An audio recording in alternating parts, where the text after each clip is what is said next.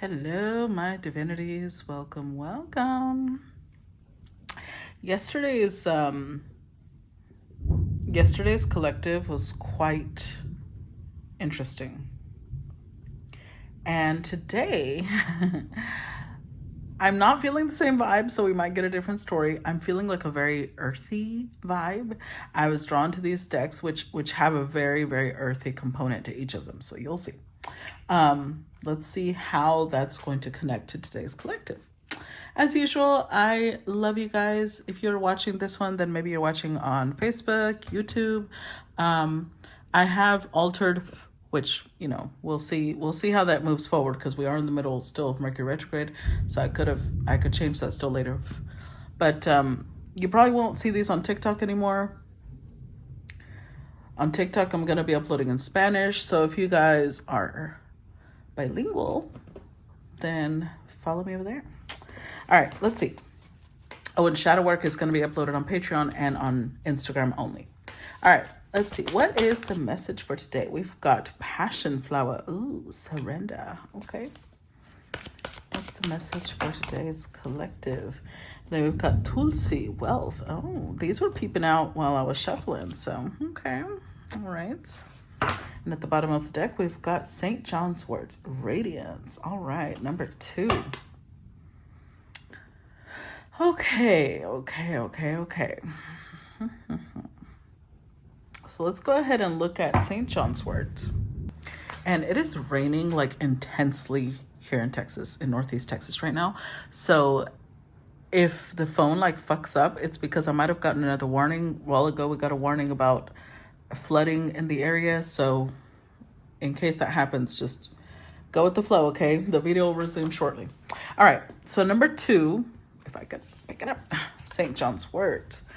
This one says, upright, it reflects joy, warmth, resilience, happiness, understanding, manifestation, spiritual power, and protection. Hell yeah. St. John's wort, like the sun card in the tarot, represents feelings of protection, optimism, fulfillment, prosperity, success, and the dawn that follows the darkest of nights. The sun is the source of all the life on our planet, and it represents life energy itself. The Latin name Hypericum means to place above the altar, and perforatum means perforation, a reference to the holes in the plant's leaves. Used since ancient times as a protective plant against witchcraft, demonic entities, or psychic energy, St. John's wort was often used in exorcism rituals when demons were eradicated from possessed spaces and people. St. John wort is the epitome of a solar herb. It blossoms around the peak of Midsummer Day, embodying resilience, vitality, and longevity.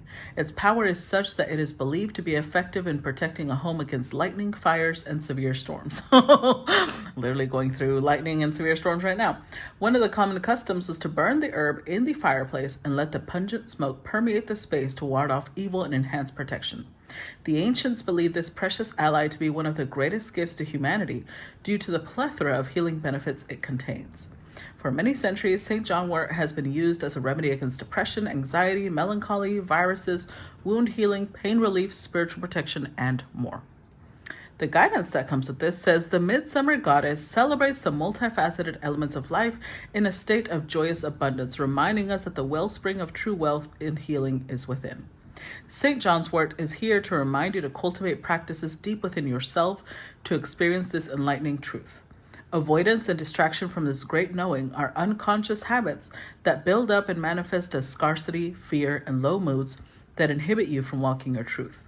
St. John's wort grants us the spiritual courage of fire needed to navigate the death of the old self. Oh, okay, that's it. That's what it means. Beautiful. Love it. All right, now let's look at 43, passion flower.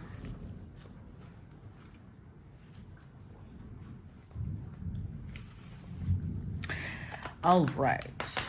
So upright, it represents sacrifice, surrender, choosing growth, trusting, discernment, rituals of letting go.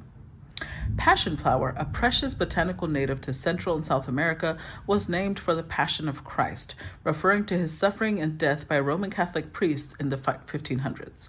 It was also called La Flor de las Cinco Llagas, or the Flower of the Five Wounds, referring to Christ's stigmata. The 5 petals and 5 petal-like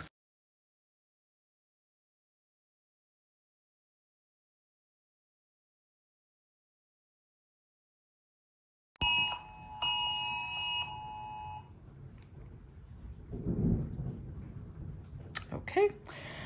That was loud. I literally jumped. I don't know if it recorded that. I thought it would stop the recording. It did not. Because see, now we've got a tornado warning. So that was what that was.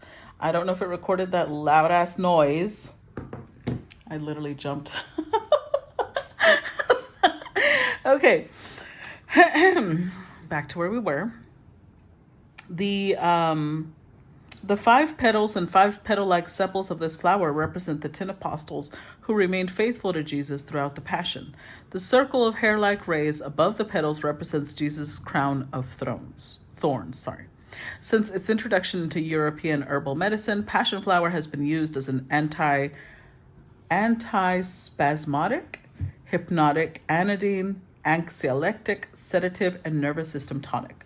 The leaf tea became popular in North American medicine in the mid-1800s for similar uses as those in South American traditions. Passion flower tranquilizes edgy nerves and helps with insomnia, mood disorders, headaches, colic, migraines, menstrual cramps, diarrhea, neuralgia, eye disorders, epilepsy and convulsions, and muscle spasms and pain. To this day, passion flower is used by many shamans in floral baths to calm and cleanse the spirit. Passion flower is considered a bridge to Christ consciousness, which assists in direct communication with the mythical voice within. It was also used as an incense to alter the energy of spaces that were stressed, traumatized, or disrupted. Passion flower is ruled by the mighty powers of Neptune, the planet of spiritual realization, religious experiences, the spirit world, and Maya, the great illusion. Guidance. Passion flower symbolizes surrender, sacrifice, and the crucifixion of the ego. Passion flower resembles the need to sacrifice in order to make space and move forward. The all-seeing double-headed owl symbolizes the great understanding perceived from both sides, whether it be upside down or inside out, and bestows goddess passion flower with unseen truths as she performs rituals for letting go. Owl is symbolic of discernment and able to light up what's needed to be seen. Passion flower today might reflect the need to suspend actions that aren't aligned to your spiritual path. Are there certain decisions or actions you've made that you must sacrifice in order to reassess your direction? Honor your intuition. It's okay if projects or original ideas come to an unexpected halt. Discernment is key to experience greater truth and opportunities. And I can say I lived in Mexico for a couple of years when I was younger, and this flower, this fruit in the area of Mexico where I lived, because it has many names, but the area I lived in, they call it pasiflorina and maracuya. Those are the 2 names that they use. And the fruit is fucking delicious. And I want to tell you something. The leaves, I don't know why, we would use them in teas as well, but that never really had an effect on me. But the fruit, when you would take the fruit, blend it, and then strain it out, because there's a lot of seeds. Oh my God, you could not drink that during the day. It would knock you the fuck out. Like, I made sure to drink it before bed, like along with dinner or something, because it would taste really good. The juice that you could make from it was really, really good. We would call them aguas, not juices. But anyways, agua de maracuyá or agua de pasiflorina is so soothing to the point where you will fall asleep. Like, not immediately. Like, you start feeling the effects, but it is strong. So yes, I love it. I agree. I haven't had it since then though. Number 19, Tulsi, wealth. All right, so this one says upright, true wealth, prosperity, charismatic, vivacious, luxury, beauty, auspicious. Yeah. Tulsi, also known as Tulasi, is frequently mentioned as one of the main pillars of herbal medicine in ancient Ayurvedic texts, some dating back to as far as 5000 BC. It is known as the incomparable one, the queen of herbs, and the mother medicine of nature. In the ancient Vedic text, the Bhagavata Purana, the queen of herbs, is noted as the plant embodiment of Lakshmi, wife of Vishnu and known as goddess of wealth and generosity. In Hindu mythology, Tulsi is regarded as a living gateway between heaven and earth and believed to be a manifestation of the divine within. Along trade routes from Asia to Europe, Christians used tulsi in rituals and called it holy basil. Across cultures, tulsi was regarded as a symbol of divinity and purity. Found in many Ayurvedic formulas, tulsi is regarded arasayana, master plants that assist in longevity and rejuvenation. It has been used to treat intestinal gas, colds, flu, headaches, migraines, anxiety, weakness, memory enhancement, premature aging, tumors, and much more. With its ability to enhance cerebral circulation and memory, tulsi greatly embodies the archetype of Mercury, the great communicator who governs our conscious mind, perception, understanding, along with primarily the nervous system and respiratory system. Tulsi is also ruled by Mercury's polarity, Jupiter, as it's an adaptogenic plant that increases longevity, immunity, while having a strong, auspicious nature known to boost spiritual abilities. The guidance that comes with this, the Tulasi goddess sits proudly facing her beautiful peacock, symbolizing heaven on earth. She raises her arms with grace, aiming them like wands to catalyze magic and wealth. The fountain is centered between the goddess and peacock, representing the wellspring created between earth, the manifest world, the heaven, the spirit world. If I could turn this page. The spirit world. Peacock embodies the medicine of auspiciousness, magic, and beauty, reminding us that we are the living gateway to the greatest of mysteries. Tulsi is here today to teach that the key to Jupiter's doorway, abundance, and wisdom is to live, create, and communicate from a place of wonder, innocence, and impeccability, Mercury, rather than doubt and confusion. Don't be fooled by material possessions or the vanity often worshipped in the material world. Tune in to deeper realities that abound around you. Be spontaneous and celebrate your temple just as you are. Okay, well. So let's put these aside. I honestly hate that I have to cover the peacock. Let's not cover it. Let's put it here. Now, this tarot is very different. I always say that, but it is. Let's see. So I'm gonna be going row by row so that I have time to like look at these cards in the book that comes with it. Ooh. All right, we already start. Number 20, the Great Bear. Damn, do y'all hear that? That storm is storming. 9 of Stones, tradition. 6 of Vessels, reunion. Okay. You know what? I am going to have to pick these up because otherwise they won't fit.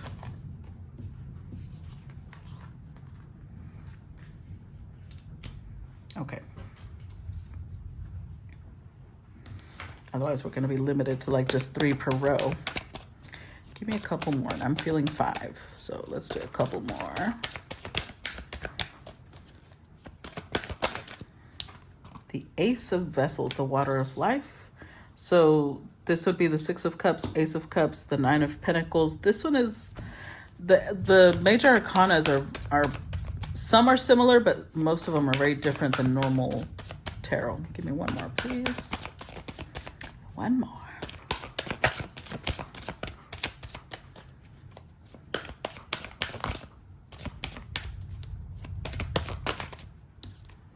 The 10 of Stones. Okay, goddamn, a lot of wealth out here. Not just wealth, because 9 of Stones, 10 of Stones, that's the 9 of Pentacles, 10 of Pentacles, but we also have a deep connection to spirit.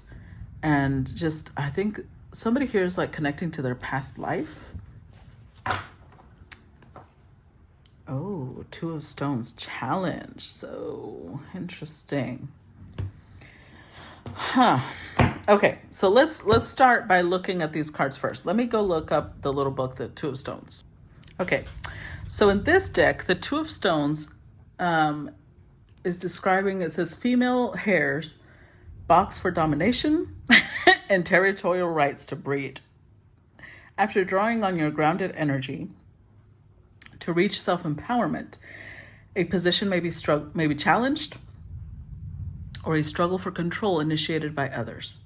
Learning to deal with rivalry or adversity in a dispassionate manner is a practical skill that can be used to advantage. Many challenges or rivalries are born of insecurity and subconscious issues with peers and colleagues. Usually, it is these emotions rather than actual malice or personal ill will that dictates a rival's mistrust or undermining of your efforts. In the modern material world, where so much emphasis is placed on show of power or wealth, it is often a perceived position or status that inflames jealousy rather than the reality of a situation. Holding your own ground and defending your position at such times can be achieved by keeping in touch with pure and positive motivations and holding on to personal integrity and sincerity, which is the basis for any fair and enduring material reward or advancement. Some competition and honest differences of opinion can be productive and even beneficial. Remain clear and focused on your objectives and stay firm in your ethical efforts to to proceed with a plan or project. Oh, so, most of my viewers are women. So this is rivalry between two women. Interestingly enough, it has not shown who your rival is because they're not really relevant right now. The main reminder here is to remember that they're not, whoever this rival will eventually be, it's not someone who's actually against you. What they want is what you have, either the position, the blessings, the status, the wealth, whatever it is that you have, which is a lot. That's what they want. They don't care about you, really. So that might be a little cold, but that's the truth. Let's look at the Great Bear. All right. So the bear, this represents the Judgment card. Numerically, that's what it would stand for. It was just so different. I don't even recognize it. So it says, fear of death and damnation have mutated into a distorted view of the card known traditionally as judgment, as a calling of righteous souls from their graves by an angel on Judgment Day. But the universe is much simpler than religious theologies would have it. The laws of evolution and cause and effect have more to do with divine judgment than human morals. Damn, y'all hear the thunder right when I said that? If on a personal level, life is squandered in the pursuit of vainglories and pretentious ambition, the painful void left within an individual's soul will make itself known through despair and frustration. On the earthly or universal plane, if we abuse the ecosystem and lay waste to world resources, nature will find a way to redress the balance by its own evolutionary means. Nature is not vindictive, just practical. By the same token, if time is spent educating and understanding ourselves, this investment in wisdom will help us live our lives with a deeper respect for all humanity and nature. Life will be enriched by the joy and beauty of the universe. The Great Bear is the guardian of the forest ways and holds the power of life and death over those who transgress its laws. After experiencing the stages of being stripped and laid bare, the initiate experiences renewed strength and wisdom and is reborn into a place of quiet stillness, peace, and rest that allows the healing process to be completed. The new, whole, reconstituted person lies hibernating, full of potential, ready to meet the coming spring with energy and joy. Oh. The only thing in life that is assumed is that if you wait long enough, it will change. How you survive that change and who you are after it is up to you. The major element in this process is judgment of yourself and others. This may relate to an assessment regarding a personal matter or situation and could be linked to the process of forgiving. It may also relate to a group or social decision. In the process of judgment, both as an individual and on the universal level, honesty is key. Be honest, be forgiving, be patient, but most of all, be assured change is at hand. Remember, the universe has a long memory. Nothing is ever forgotten. So, it could be renewal, universal mind, inescapable truth, the even hand, cosmic law. Why am I having trouble reading today? Reincarnation, the sleep of the just, karma, nothing is forgotten, the age of guilt, reaping what has been sown, the divinity of forgiving. Now, because we have a lot of beautiful cards following that, this would tell me that whoever this reading is aimed for is somebody who has done a lot of good and now it's being paid back. Now all the blessings connected to everything that you've sown up until now are about to be reaped, because these are fantastic cards. Now, it could be also that the rival that's going to show up is somebody who started around the same time or was on a similar path, and maybe they didn't they didn't go down the same amount of blessings, and they're not going to like that. That's not your problem. Let's look at the Nine of Stones, tradition. Okay, so let me grab it real quick. All right. So the Nine of Stones says reverence for past wisdom and sacrifice, the ability to relate to ancient knowledge and pass on the lessons of ancestral memory and ritual. Whenever we reach back into antiquity with sincere reverence and respect, seeking insight and wisdom, we commune directly with both the esoteric and practical memories of the human species. The myths, rituals, and traditions of past tribes remain imprinted on the human psyche. Whether you believe this to be the effect of morphic resonance or the spiritual echo of past lives dedicated to the reverence of the other world, the mystical traditions have a real purpose and meaning that you can draw upon, even in our frantic modern world. Through the study of ancient mystical traditions, we see how closely linked we are with the past and how little we have changed as a species. We are still driven by the primal needs and fears that faced the first humans. We still look at the night sky with wonder and awe. We still look at the ocean and feel the pull of the unknown. To reach back and invite past traditions to enlighten and enrich your life is to draw on ancient strengths that are freely available to those seeking wisdom, sustenance, and consolation. So yeah, I got that vibe already. I had gotten that vibe of past lives. And I feel like that's just whatever past lives you're pulling on, it's helping you, because Nine of Pentacles is also very stable, right? So it's helping you stabilize yourself by drawing on your own past traditions. Interesting. Let's look at the Six of Vessels reunion. All right. So the Six of Vessels says there may be affection and love in a situation that could take time to resolve. Recognition of ancestral and reincarnation memory. Polaric love between soulmates. An emotional reunion can sometimes refer to the mystical karmic cycles that bring lovers back through time, space, and lifetimes. The purpose of this soul reunion may be manifold, but it can be to complete unfinished business or to teach new lessons from old actions or wrong choices. It can also refer to the coming together of a band of comrades, tribal or clan members, or a brotherhood of loyal friends gathering for the acknowledgement of their shared bond. It may also refer to the reunion of the individual with their own true nature, in terms of a forgotten or rejected history or experience. By meditating on a past issue with new wisdom and insight and an acceptance of personal responsibility and forgiveness, reclamation may take place.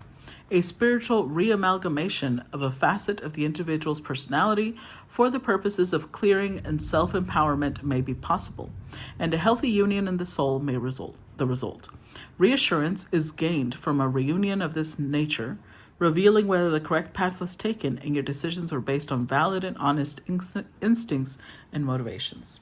So this combination here is making me think of two different things. Number one, this could mean that this kind of echoes the reading from yesterday where someone is coming back from the past, but number one option could be the fact, remember I said do not get back with that person unless you're ready to go another round of lessons. But for those of you who know that someone is coming back, it could lead to forgiveness, because that was also what this one was talking about, right? Forgiveness. But for others of you, option number two, and for some it'll be both, it could also be that there are people coming into your life that you're going to feel a past life connection with. Now, those could be friends. They don't have to be romantic. It could be friends. It could be rivals. This could even be someone that you made a soul contract with. And listen, when we meet up, I'm going to have to box it out. Not physically, hopefully.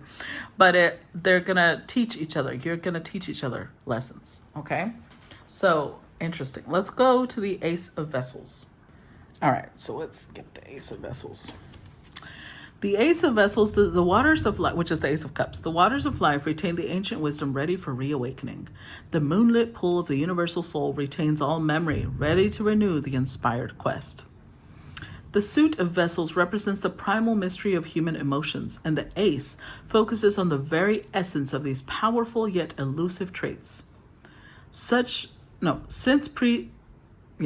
I'm sorry, I don't know why my eyes are not working today. Since prehistory, emotions have been represented by the element of water, and however far we have evolved, we are still largely ruled by our emotions and instincts. Our powers of reason, intellect, and science have given us mastery of the ocean and skies. But what propels the drive to explore, invent, and build is still human desire and curiosity. Biologists would argue that our emotions are simply a manifestation of the ancient evolutionary process and are governed by the limbic system or mammalian brain. What influenced the ancient reptilian brain, on which the mammalian brain sits, has on our emotional reactions is still a mystery. Our emotions need to be harnessed for positive ends, and suppressing our basic emotional needs will lead us to rebel and become detached. Gather your emotional energy and keep them in balance for healthy, creative, and loving interactions with all of nature, including the sometimes irrational and destructive energies of humankind. Yeah, that was it. All right, so I should also read the 7 because the 6 and the Ace, but this is basically someone harnessing their emotions, and also, especially because, let's say that for scenario number 1, if this is someone coming back from the past, then maybe there's a lot of emotions there. You need to learn to control them. Don't let, as in, not to suppress, no, to understand, to tap into, why am I feeling this way? Why do I feel this connection? Let's address that. Let's see what lesson is there. Instead of letting your emotions drive you like, well, I feel all of this for this person, so I need to get back with them. Careful. Number 2, I also think that even if it's new people coming in, whether they are friends or foes, allies, business partners, lovers, whatever they are, there is going to be a rush of energy when you meet these people. And again, don't rush into anything just because you feel a lot immediately. Slow down, because you don't know why you feel a lot. That could have been a spouse from a past life, but maybe they also murdered you in a past life, and you're gonna get not feel safe around them. Either way, learn to pace yourself. Don't let your emotions drive everything that you do. I mean, they're still going to, but pick which emotion is going to drive you, basically. All right, let's look at the 7 of Vessels, because it is here. Okay, so the 7 of Vessels is here because we have the 6 and the Ace, and that one represents, it says, this is a time to honor what is dead and mourn what has gone. And mourn for what has gone. Learn the lesson of letting go by offering thanks for cherished memories and being at peace with the past. See? I told you. Mourning begins the process of recovery after failure or bereavement. This process may even be unconscious, for we often do not realize what things were significant to us until they are gone. Mourning serves to ritualize the process of being at peace with loss and honor the passing of what is important and significant in a personal relationship. It allows the tidal flow of emotions to rise and fall naturally through the psyche and bring a sense of closure or completion and peace. This may take time, of course, and some losses are felt more acutely than others as mourning is a very personal and individual process, sometimes taking years to complete. In Ireland, the wake exemplifies one way of processing and dealing with loss by turning the ritual into a celebration of life and achievement. The celebration of the completed journey and the beginning of a new one has been part of the human mourning process since the dawn of time. Whatever the loss, whoever the wake is being held for, let them go with love and honor their passing with fond memories. Hold the golden, beautiful moments of life close and let their passing not go without a note of reverence for a life fully lived. So I think that this is more about whoever from the past you're releasing. I do think that this has a double meaning to it. As usual, on one hand, I feel like this person is coming back because now they miss you. What is it? It said,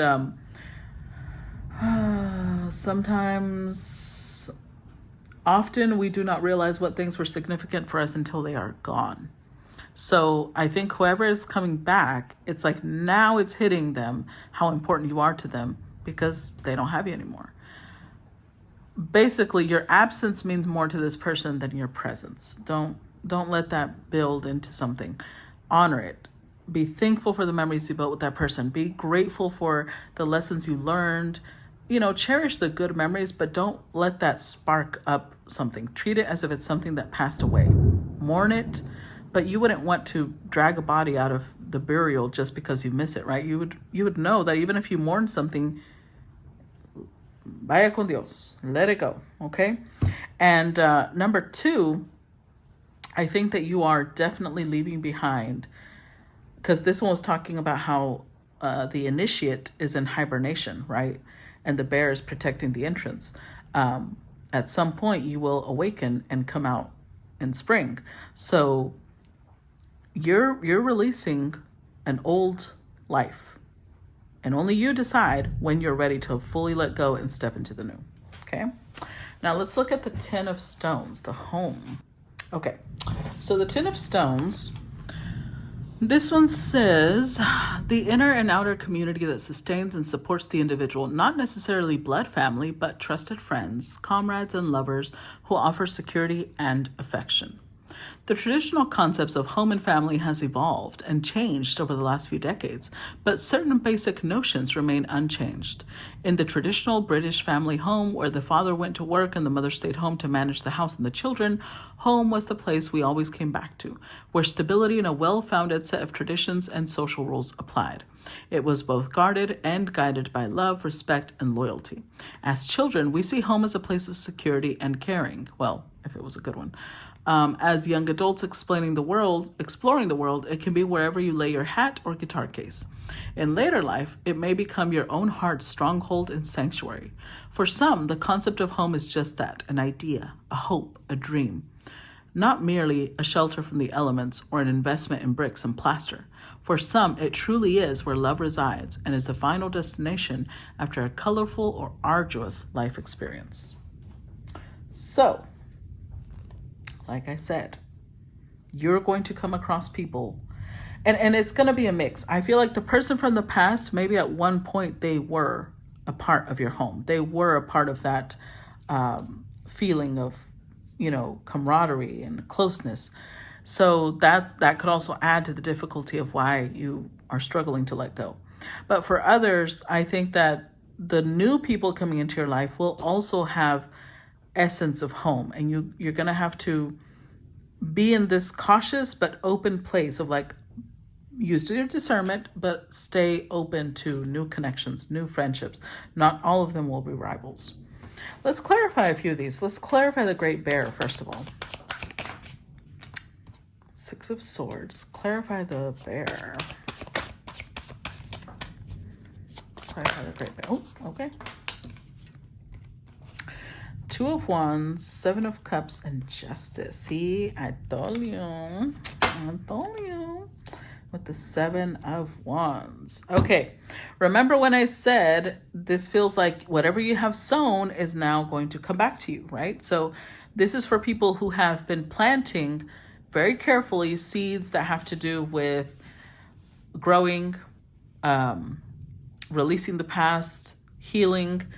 And I also see the two sevens here. Seven is a number of divinity. So I feel like a lot of you have been working on multiple things. Now, this could mean past 7 months. Maybe something has happened in the past 7 days. Or 6 weeks with the Six of Swords. But you have put in a lot of work, which is why you're considered an initiate. You've faced the challenge. This is Aries Mars energy. You have faced the challenges that you were dealing with and decided you wanted better. And you're getting it. It's coming back. It's being paid to you. All the work you've been putting in, whatever energy input you have put in, that's what you're getting out. That's what you're getting out of this, okay? So for some of you, you may be in the beginning phases of this. Either way, it's going to work out. You're going to be fine. Let's look at the Nine of Pentacles. Clarify Nine of Stones. The Seven of Swords. Clarify the Nine of Stones.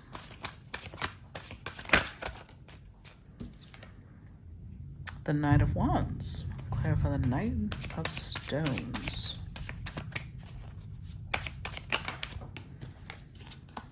And the Four of Swords. See what I tell you? Healing. You've been healing. And the Fool. So this has been a very, I feel like this has been a journey where you have basically taken a leap of faith, trusted that the universe would catch you. That this cards that look like this always remind me of I forget what it's called. I haven't seen it in a long time, but in Indiana Jones, one of the movies, there's this great chasm he has to cross, and he's terrified, but the instructions say he has to have faith and step off of the cliff. So he steps off the cliff and he realizes that there's like an invisible beam there that he hadn't seen before, and then he has to throw pebbles so he can see it, but then, you know, he gets across it. That's what I'm getting here. Whatever this great leap of faith was, you didn't fall, you were caught. But I do think with the Seven of Swords here that you have maybe been very silent. You've been on a very silent journey. Like, you're not letting people, you're not out here bragging like, oh my God, I'm going through initiation, or nothing like that. You have definitely taken a leap of faith because it's scary. Whatever it is that you had to do, it was terrifying, but you're like, look, I'm gonna do it anyways because this is part of my journey. This is part of my healing. I have to be brave. I have to be strong. I have to be, you know, resilient. I can't let this knock me down. And I'm telling you, babies, it's paying off. That's literally the Nine of Pentacles. And we had the Wealth card over here too, right? Radiance and surrender. It's all coming together. Clarify the Six of Vessels. Clarify the Six of Vessels. Two of Swords. Clarify the Six of Vessels. The Three of Wands. Clarify the Six of Vessels.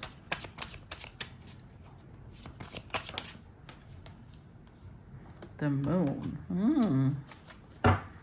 Interesting. Wow. Damn, the Devil. Okay. In case you were in doubt about the ex, here we go. What else you want? What else you need? I mean, ahí está. Ahí está. So, for those of you who still might be a little unsure about what if this person comes back, what if they really changed? What if they didn't. They didn't. With the Moon card, I don't know what this person is cooking up.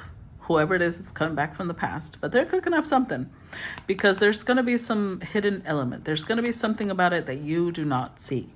And some of it could be the fact that maybe they have started going to therapy. Maybe they have started doing shadow work. Maybe they have started journaling. They're either doing something in the subconscious or they're going to say that they have. But the fact that the Moon is here tells me that they most likely have started it. But because the Devil is also here, tells me they're probably at the very beginning of their journey, if they're on that journey at all. And some of you may interpret that as like, oh, you know what? Maybe I could wait. Maybe I could wait for them. With this Wolf back here, I'm going to say no. Now, I do think it's interesting that the Wolf is back here, but the Wolf is also here. So this is somebody who has wolf-like energy, predator-like energy. And I'm not saying that they're a predator like a, child molester. No, that's not what I'm trying to say. That's way too strong. What I meant was that this is someone who's like a hunter, especially with the Devil here. They want what they want, when they want it, how they want it, why they want it. They don't care. They're going to get what they want. So if what you want is for them to start healing, that's what they're going to do, even if that's not really what they want. So Six of Vessels, that's why it's like, yeah, you know what? The combination here, be grateful for those memories, forgive, release with love. You can acknowledge that you still care about someone and still let them go. That doesn't mean that you have to degrade them, humiliate them, be like, ha! It just means like, we had a good times together. We did. We enjoyed some of our moments together, and that's what it is. At some point we gotta let go. I just realized I'm at 39 minutes. I'm gonna stop here. We will see you on part 2 on Patreon. I hope that you have enjoyed so far where we're at.